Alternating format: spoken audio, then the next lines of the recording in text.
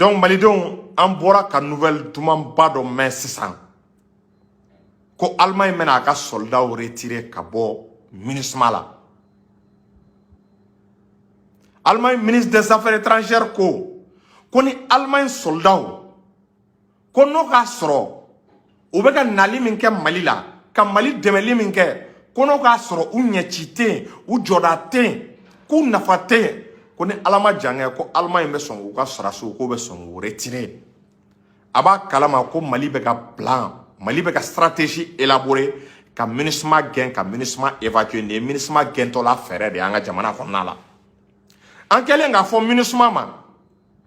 mandat renouvellement na an ko MINUSMA ma k'i tɛ taa yɔrɔ la i tɛ t'i sagona yɔrɔ la yɔrɔ o yɔrɔ ka di ye MINUSMA ko n'i bɛ taa i jija armée malienne cɛw ka k'i kɔ n'i ka avion bɛ pan armée malienne informé an ka radaru b'i ka avion contrôler n'i tɛ ka minɛn ta ka taa di terroristes ma n'i tɛ ka renseignement ta k'a di terroristes ma ko ni MINUSMA bɛ baara o baara kɛ k'a k'i sara an na Allemagne ka sarasiw kulela k'olu sɛgɛnna k'olu tɔɔrɔla k'u t'a dɔn u b'a kɛ kɛcogo jumɛn na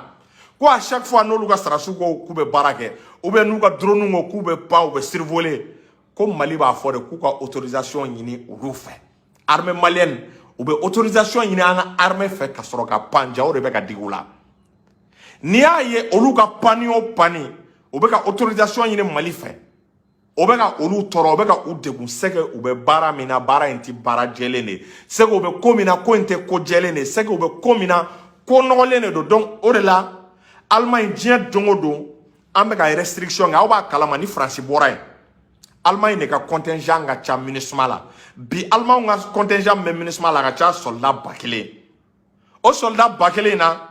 France talen France bɛ ka relais di olu de ma k'olu k'u nɔrɔ bila donc olu de b'a la tuma caman k'u ka avion bɛ taa u sagona yɔrɔw la ou bien u ka drone u b'a fɔ k'u b'olu lawuli espionnage la Mali y'o bɛɛ de jɔ ko n'u bɛ ko kɛ ko hali ni MINUSMA bɛ ji min a k'i sara armée malienne na an bɛ k'o restriction min kɛ dɛ o de tɛ ka tɔ t'u la bi u ka diplomatie o forontora a forontokan kɛra de esi y'a faamu ko ni Allemagne ɲɛci tɛ Mali la k'u bɛna u ka sarasiw k'u bɛn'u cɛ ka bɔ Mali kɔnɔna la an t'a fɔ ko alhamdulilayi an ka fɔ n ko tare parce que ni Allemagne y'i ka sarasiw cɛ a b'a kalama ko ye MINUSMA ko de bannen ya ni Allemagne y'u ka sarasiw cɛ Allemagne ka contingent de ka ca wa minɛn bɛ Allemagne bolo bi MINUSMA kɔnɔna la a tɛ jamana bolo minɛn min bɛ Allemagne bolo ala tɛ France bolo donc bi France jigi ni Allemagne tɛ jigi fila tɛ France la France jigi bɛ bi de Allemagne kan ale ma se ka min kɛ Allemagne ka se ka o politique kɛ alors que France ni Allemagne u bɛɛ kɔ kelen jɛgɛ u ye Mali sanctionné u ye sanction bi Mali kan nka Allemagne sigilen to Allemagne m'a fɔ ko ka sanction bɔ Mali kan o ni bɔra ka Mali sanctionné récemment Allemagne m'u da don a la n'u m'u da don a la mun na u ka sarasiw bɛ to an ka jamana kan o tɛmɛlen kɔ tuguni i b'a ye k'a fɔ Mali a demandé k'an ni France ka sigi ka fɔ kɛ ko preuve bɛ an kama ko preuve bɛ an bolo France kama a b'a kalama Allemagne bɛ ka tugu France de kɔ Allemagne ma kala don a ɲin na ka bɛn n'a ye Allemagne ma Mali lamɛn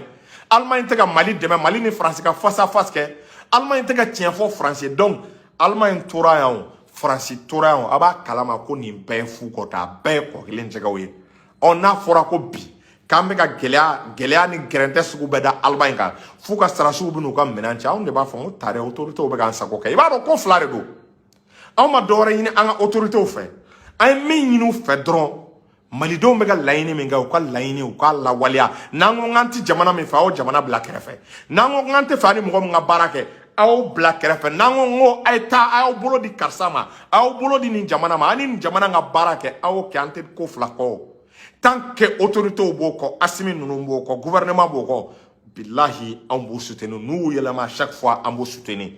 an bɛ transition soutenir tiɲɛ kan mais an t'u soutenir nkalon kan donc u bɛ ka nin baara min kɛ nin ye MINUSMA gɛnni fɛɛrɛ de donc aw m'a ye attaques bɛ ka dɔgɔya mun na parce que MINUSMA ni olu tun bɛ taa rebelles servir n'olu tun bɛ taa terroristes servir minɛn na i b'a ye k'a fɔ bi MINUSMA u ka déplacement ka gɛlɛn n'u bɛ ko o ko kɛ i bɛ Mali avion fila wililen u nɔfɛ n'u ka cɛw bɛ bɔ k'u bɛ taa yaala la ou bien u bɛ taa patrouille i b'a sɔrɔ an ka avion bɛ sanfɛla la an ka radaru wililen don u bɛ ka MINUSMA su n'u ye minɛn di cɛ o cɛ ma u mana minɛn di terroriste o terroriste ma an bɛ bɔ a kalama parce que matériel min b'an bolo u mana janfa o janfa kɛ a b'an permet an ka bɔ a kalama Donc en haut de don, au delà, on a une stratégie qui est stratégie qu'on te donne à long terme, ou bien décourager à long terme, ou bien ménager kata. Na akili bala en français lata teni. C'est-à-dire on me sait qu'à beaucoup à faire comme ministre kata, mais autorité au tseko fort. Au lieu de faire des gars stratégie de blanc place, mimbe ou de gouga bara la mimato ou bien ménager kata nous yere. Parce que français qu'on a un objectif là, français qu'on est Mali du Goukolo. Anga dugu jukɔrɔ nafolo pétrole gazi uranium est-ce qu'il y a faamu lithium ani sanu France kun y'a tila européens ni ɲɔgɔn cɛ de France de taara ko européens kana k'a na ko Mali ka di trop ko fɛn sugu bɛɛ bɛ Mali la ko fɛn o fɛn n'a manque bɛ aw la Allemagne n'aw bɛ mobili dilan fɛn min manque bɛ aw la o Danois n'aw bɛ fɛn o fɛn dilan min manque bɛ aw la o a bɛɛ dugu jukɔrɔ nafolo k'a bɛ Mali la a ye n'an ka tila tila an bɛ secteur dɔ di bɛɛ ma bɛɛ k'i sigi secteur dɔ la donc u kun ye Mali tila tila de tellement que a diyara tellement que a diyara u nana ko takuba yɛrɛ ko sabro ko ka a tigɛ u ye Mali tigɛ u jamana damadɔ ni ɲɔgɔn cɛ quoi u ye Mali tigɛ u jamana damadɔ ni ɲɔgɔn cɛ donc i b'a ye k'a fɔ o de ma marché an ka gouvernement y'a demandé takuba ka taa France kun jigi bɛ sa Allemagne a kun b'olu bila espionnage la a kun bɛ Allemagne sɔrɔsiw bila u ka terroristes fourni terroristes ka déplacement k'u dɛmɛ o la Mali filɛ nin ye ka baara gɛlɛya Allemagne bolo diɲɛ don o don ni Allemagne ka avion ko k'a bɛ pan Mali b'a fɔ an ma yamaruya d'i ma dɛ n'u ko k'u bɛ taa nin yɔrɔ la Mali b'a fɔ anw bɛ baara la nin yɔrɔ la a ye nin yɔrɔ to yen armée bɛ opération na ni armée bɛ opération na an tɛ avion dunan fɛ a ka kɛ an ka sankolo kɔnɔna la n'anw ka armée bɛ opération na avion bɛɛ de bɛ jigin duguma avion bɛɛ bɛ kɛ i sigi avion fila tɛ ye tuguni ni avion fɛn fɛn yera ka Mali ka armée to opération na min tɛ Mali ta ye an b'a avion bɛɛ lajigin an b'a avion kɛ i ko file cilen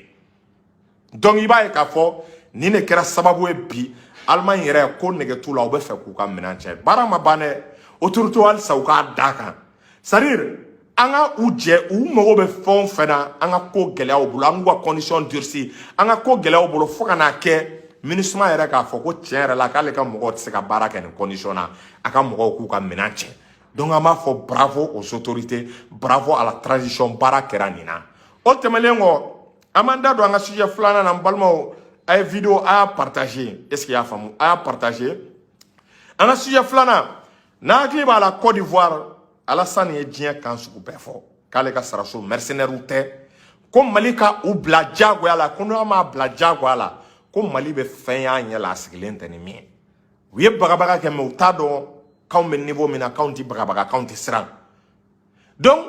a laban na u y'u to bagabaga la sisan ka n'a kɛ delili ye u ye médiateurs bila ko médiateurs kana Mali deli est-ce qu'il y'a faamu pour que crise ma ni Côte d'Ivoire cɛ crise bɛ se ka ban cogo min na mais i b'a ye o bɛɛ la Alassane ka déclaration na i b'a ye a bɛ cɛya kanw fɔ mais a bɛ ka mɔgɔw bila ji jukɔrɔ olu kana delili la anw tɛ ban delili ma jamana fila autorité fila u ni ɲɔgɔn cɛla la ni problème nana n'u ko k'u b'a régler diplomatiquement o tɛ problème ye mais ka taa de k'i bɛ cɛya kan fɔ k'i bɛ Mali bagabaga bi Mali bɛ yɔrɔ min na Mali tɛ siran aw ni Ala cɛ Mali ma siran ka ci di France ma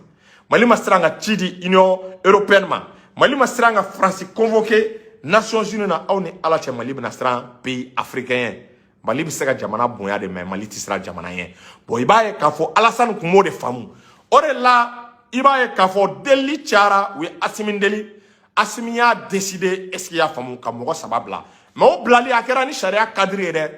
nin na an ka kiri bonyana nin na an ka kiri respectera an bɛ ka o de demander n'a ma ya libération bɛ kɛ kiri ka respecter u ye mɔgɔ saba bila a b'a dɔn u y'u bila kun jumɛn na wa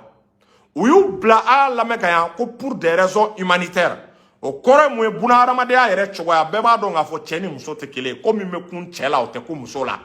donc muso ni cɛ tɛ kelen ye an ye mɔgɔ saba ninnu bila muso saba u ka taa Côte d'Ivoire k'a yira Mali tɛ ŋaniya jugu ye Mali tɛ kɔnɔna jugu ye est-ce qu'il y'a faamu Mali tɛ problème fɛ ani Côte d'Ivoire cɛ mais o de senfɛ Mali y'a ka condition posé dɛ mɔgɔw tɛ min dɔn a ye condition posé an ko n ko Ivoire ka bɔ ka yafa deli ka excuse publique demander Alassane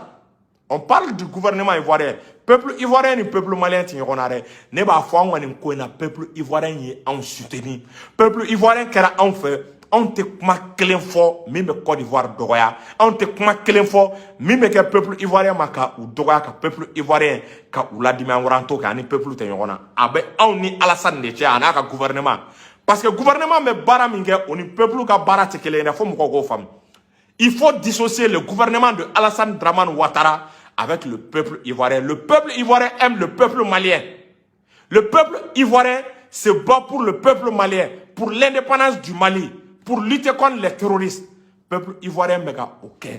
Mais c'est le gouvernement ivoirien qui a des problèmes avec le peuple malien. C'est le gouvernement ivoirien qui veut coûte que coûte déstabiliser le peuple malien. Chose qu'on ne va pas accepter. Donc, au dessin fait, il va y avoir Ivoire autorité au Mali a demandé au fait une excuse publique formée. Aba kalama oui excuse que oui mon fort. Ivoire autorité au boraka kuma. Après oui ni tchaya kamba mi fo au boraka kuma oui mon fuga kuma la. Oui a ira kolu nimisara. Ku nimisara ko ima be aba kalama diplomatie la. Ate fo ko iga ya fama o te fo ko abe fo de que iga nimisa. Ki iga nimisa ye ko doke in nimisara be dusu kashira we langage diplomatique de maintenant ma koro fo we o koro de we ya fadelle diplomatie la terme ne be utiliser mot de be utiliser nimba ira ka fo Ivoire ko de ko malika ya fa uma ko solla nunu ku nacho kama ke sharia kono ko fli yera la ko fli yeru nacho la bi fli yeru nacho la sini kama ke sharia kono ka Mali sharia o soso ko dorénavant Ivoire ko luka sarasu ko nu bena Mali la o tena ni nacho la tuni ko Malika yafa uma ko dorénavant o ka sarasu ko n'u bena Mali kono u bena nacogo ɲuman na u b'u sara Mali autorités la est ce qu'il y a Nations Unies ka procédure Côte d'Ivoire ko k'ale bɛ a respecter k'a b'i engagé bi ko ka Nations Unies ka procédure bɛɛ respecter ne bolo ça c'est une très bonne chose u ko k'u bɛ Nations Unies ka procédure respecter k'u b'a ta Nations Unies ka dabada ma et fɔlɔ n'olu kun y'a yira k'a fɔ ko Nations Unies de bɛ k'olu bɛ ka k'u bɛ yan Nations Unies ka mission de la Nations Unies a yira k'a fɔ ko non aw tɛ ne ka mission na aw tɛ ne ka ci la parce que aw nana nacogo min na n'aw kun bɛ ne ka mission na n'aw kun bɛ ne ka ci la aw kun tɛ na nin nacogo la Nations Unies y'i cɛ ka b'u kɔrɔ donc fɔlɔ u ma jɔ min na dɛ u jɔra o de la sisan aw ma dɔwɛrɛ fɔ nin victoire diplomatique de Mali diplomatie ma nin victoire diplomatique de Assimi ma nin victoire diplomatique de an ka gouvernement ma nin b'a yira ko nin crise in Mali kunna wolola a laban cogo la a b'a dɔn jamana fila ni ɲɔgɔn cɛ bɛɛ kun bɛ k'a ka image de ɲini k'a sauver pour le moment Mali ka autorités ka image tɔ renforcera de u ka image tɔ agrandira de parce que an ye yafa min fɔ u ye yafa demander ko k'an ka yafu ma ko ko min kɛra k'a ɲɔgɔn wɛrɛ tɛ kɛ o b'a yira k'a fɔ u y'a reconnu est-ce qu'il y'a faamu baara min kɛra baara in ma ɲa donc olu bɛ yafa deli problème t'a la n'u ye yafa deli an bɛ yafa accepter ko tɔ bɛ sa Assimi de bolo ani Kiri donc ni Kiri tranchera Kiri bɛ se k'a ka Kiri tigɛ k'a fɔ u condamnera ou bien u ma condamner u bɛ se ka bila o cas n'u condamnera est-ce qu'il y'a faamu Assimi bɛ grâce ta pour que k'u ka libération est-ce qu'il y'a faamu bɛnkan kɔnɔna la k'u ka libération demander Assimi bɛ u bɛɛ gracier donc ka sɔrɔ k'u bila ka taa Côte d'Ivoire fɛn t'an ni Côte d'Ivoire sarasiw cɛ fɛn t'an ni Côte d'Ivoire peuple cɛ an bɛ Côte d'Ivoire activiste bɛɛ fo an b'a population bɛɛ fo mais an bɛ min fɔ dɔrɔn Alassane Dramane Ouattara a ka sabali a ka fara Mali la a ka Mali to yen Mali ma reculer francien cogo min na Mali tɛna reculer jamana ye Mali tɛna a ka trajectoire bila duwawu ni barika de bɛ Mali kɔ jamana o jamana n'i ma fara ka bila Mali la bilahi bɛ bin jamana o jamana n'i ma fara ka bila Mali la bilahi bɛ bin o tɛ nɔgɔ ye dɛ tant que Seku Lassana Kane ninnu bɛ ka duwawu kɛ Mali ye bilahi jamana tɛ Mali la tant que Seku karamɔgɔw n'a dɔnnibagaw Mali karamɔgɔw n'a dɔnnibagaw Buye Aïdara ninnu u bɛ duwawu la wallahi Mali tɛ bin donc n bɛ min fɔ aw ye c'est-à-dire malidenw a y'aw da ka hakili sigi nin ko in Ivoire auto sarasiw hali n'u bilala bi Mali ye victoire sɔrɔ parce que Ivoire y'a dɔn bi Ivoire y'a reconnu Alassane y'a reconnu k'u ka soldats u nacogo ma ɲa a kɛra kojugu u ye Mali sariya sɔsɔ an bɛ mun wɛrɛ ɲini an b'o de kɔ n'i y'a mɛn ka ko in sama dɔwɛrɛ tɛ o a ka dɔn Mali ka bonya Mali ka respecter il est temps parce que ni nin diyara ni mun mana diya Côte d'Ivoire autorités la i b'a ye jamana wɛrɛ b'a kɛ jamana wɛrɛ b'a kɛ donc Mali ye leçon de di sinon an tɛ ko gɛlɛya fɛ an yɛrɛ y'a ye muso minnu bilala u si u ma fasa est-ce que y'a faamu u si tɛ se k'a fɔ ko bana y'u sɔrɔ parce que an y'u traité ka ɲa an y'u minɛ ko an dɔ an y'u minɛ ko an balimaw kojugu foyi ma y'u sɔrɔ an yɛrɛ y'a ye muso minnu taara u bɛɛ bonyanen don u bɛɛ u lafiyalen don peut-être a bɛ se ka kɛ ni n'i ka famille tɛ ɲɔgɔn kalama stress fitinin dɔw bɛ se ka kɛ sinon foyi quoi donc ne bɛ min fɔ malidenw ye an ka autorités an ka t'u kɔ u ye nin ko gérer cogo min na Diop ye baara kɛ diplomatie la job ye baara kɛ a bɛɛ n'Ala cɛ job ye baara kɛ parce que an ye fɛn demandé Côte d'Ivoire la an y'a sɔrɔ an y'a demandé k'u ka excuse publique kɛ u k'a dɔn u ye Mali ka sariya sɔsɔ donc y'o reconnaître min kɛ dɛ i b'a kalama k'a fɔ a b'a to diɲɛ mɔgɔ bɛ siran malien aw t'a dɔn ko reconnaissance valeur ka bon ni sanu ni wariya diɲɛ mɔgɔ de bɛna siran an ye an k'an kɔlɔsi nacogo sugu dɔ bɛ n'i ma fara k'a kɛ nin jamana ninnu na u b'i lamaloya u b'i legun donc ça c'est une très bonne chose donc malidenw n ko n bɛ bɔ ka nin de da aw tulo kan a balimakɛ n'aw denkɛ Amara Sila Juru chercheur a partager salam alaikum